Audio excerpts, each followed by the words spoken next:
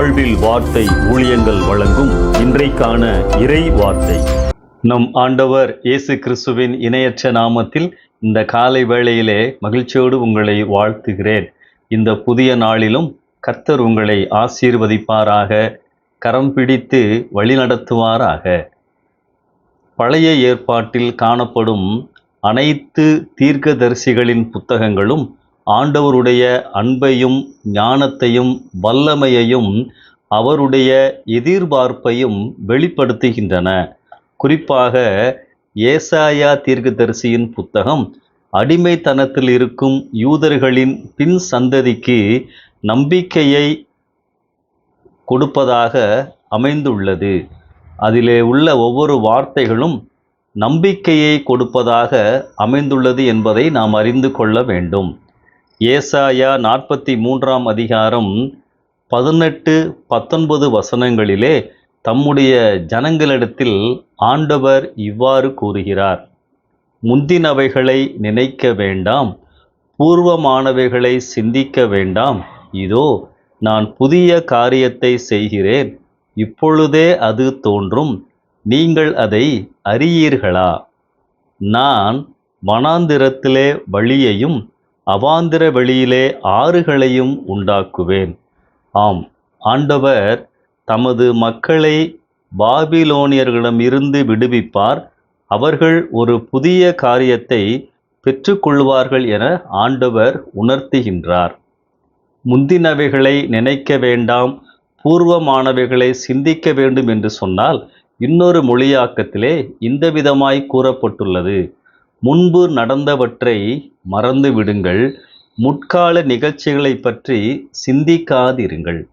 ஆம், நாம் கடந்த காலத்திலேயே இருக்க வேண்டிய அவசியமில்லை.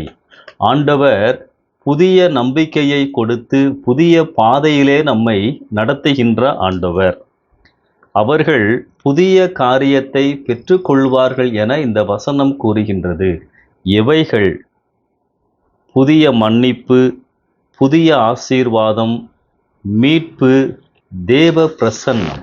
ஆம், இவைகளைத்தான் தங்களுடைய தவறான வழிகளின் வாழ்க்கையின் மூலமாக அவர்கள் தொலைத்திருந்தார்கள். சந்ததிக்கு ஆண்டவர் மறுபடியும் இவைகளை கொடுப்பேன் என்று வாக்கு பண்ணியிருக்கின்றார். தான் எப்படிப்பட்டவர் என்பதையும் இந்த வசனத்திலே ஆண்டவர் தம்முடைய மக்களுக்கு வெளிப்படுத்துகின்றார். வனாந்திரத்திலே வழி, பால் நிலத்தில் ஆறுகள். அதாவது உங்கள் வாழ்க்கையில் நீங்கள் நினைத்து பார்த்திராத, எதிர்பாராத, இப்படியெல்லாம் நடக்குமா என்று யோசித்திருக்கின்ற நன்மைகளை செய்வேன் என்று ஆண்டவர் இங்கே சொல்லுகின்றார். பழைய தோல்விகளை நினைக்க வேண்டாம், வீணாய் போன நாட்களை நினைக்க வேண்டாம். புதிய ஆரம்பத்தை நமக்கு உங்கள் வாழ்க்கையிலே கொடுக்க முடியும் என ஆண்டவர் கூறுகின்றார். ஆனால் இந்த வசனத்திற்கு பிறகு ஆண்டவர் அவருடைய அங்கலாய்ப்பை, எதிர்பார்ப்புகளையும் தம் ஜனங்களிடத்திலே வெளிப்படுத்தி இருக்கின்றார். அவைகளையும் நாம் புரிந்து கொள்ள வேண்டும். என்ன சொல்லுகின்றார்? நீங்கள் என்னை அழைக்கவில்லை, கனப்படுத்தவில்லை, என்னை வருத்தப்படுத்தினீர்கள். சரி அன்பானவர்களே, இந்த வசனங்களை இந்த நாட்களில் நமக்கு எப்படி நாம் புரிந்து கொள்ளுவது? நம்மை அவரிடத்தில் அர்ப்பணித்து அவருக்கு பிரியமாய் வாழும் பொழுது நம் வாழ்க்கையிலும் புதிய காரியங்களை ஆண்டவர் கொண்டு வருவார். தயவு செய்து இந்த ஏசாயா 43 அதிகாரத்தை ஒருமுறை வாசியுங்கள். கர்த்தரின் உள்ளத்தை நீங்கள் சரியாய் புரிந்து கொள்ளுவீர்கள்.